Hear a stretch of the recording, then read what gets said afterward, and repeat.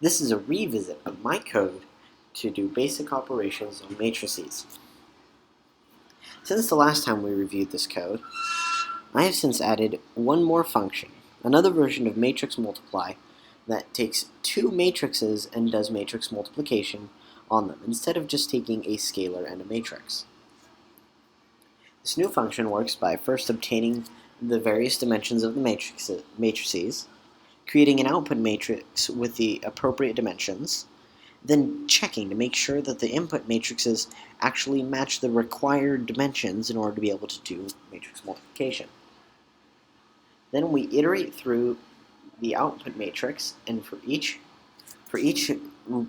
cell in the output matrix, we iterate through the corresponding row and column of the two input matrices, multiply them together, and add it to a running sum.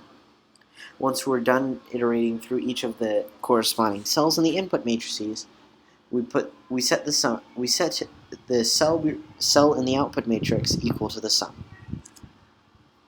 One other function I have added is this simple one here, to print a 2 by 2 matrix, a two-dimensional matrix to the console.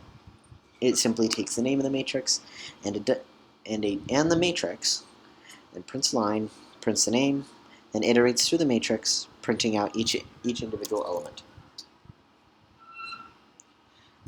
Finally, the main function has been slightly changed to demonstrate the new functionality of the program. If you see, we do a number of different operations on these three matrices A, B, and C, including first. Oh no. This first operation involves multiplying A and B, then subtracting B minus A.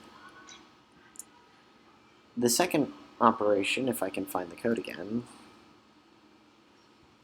there we go.